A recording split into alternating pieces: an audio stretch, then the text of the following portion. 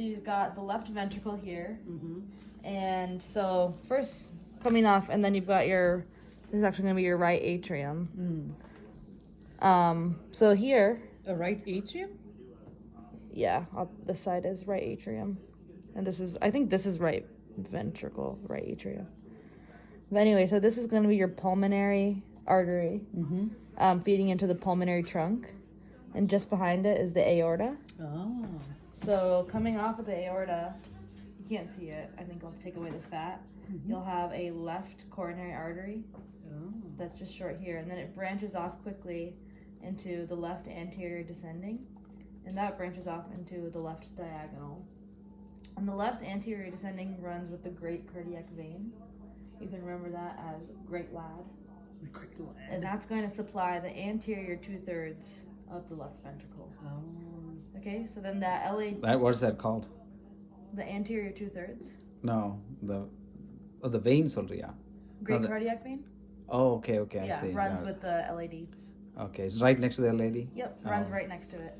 Okay. So then the left coronary artery is going to wrap around the coronary sulcus, and the right coronary artery, also off the aorta, is going to wrap around the coronary sulcus and go into the posterior descending artery, and that's going to supply the posterior inferior 1/3 of the septum of the left ventricle, What is the septum?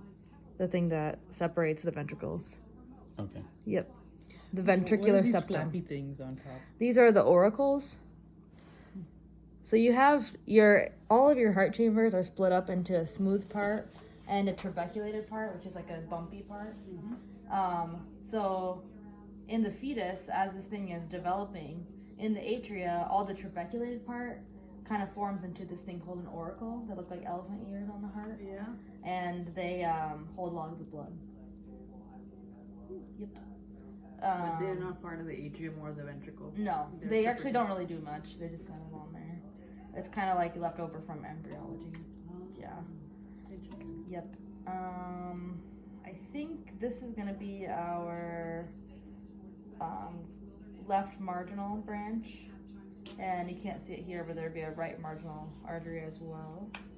Oh, and with the posterior descending artery, it's good to know that that runs with the middle cardiac vein, and you can remember that as middle school PDA. And Which one is that?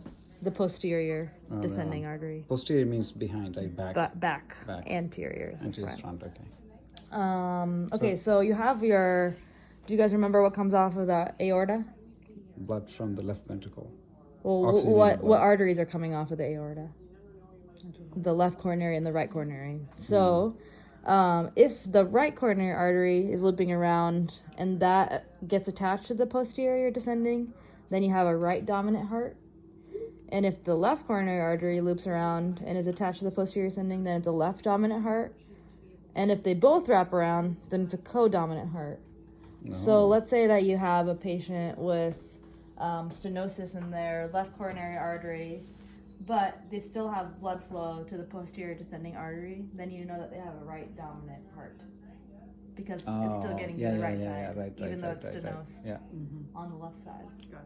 Nice. That's Awesome. huge. In comparison to a human heart, how much is this bigger? Depends on the human, but I would say our hearts were, Oh, I thought this was a human third of heart. this? This is not a human heart? yeah. Yeah, that's what I Braden's thought. heart. Depends Yeah. on which human. I was wondering where Braden was. He's my latest Yeah, cadaver. Braden didn't come this time. He's missing. Where's Braden? Yes, a big heart. We always thought Braden had a big heart. Big heart. He was a big-hearted guy. I would say the human heart is like half to 2/3 of the size.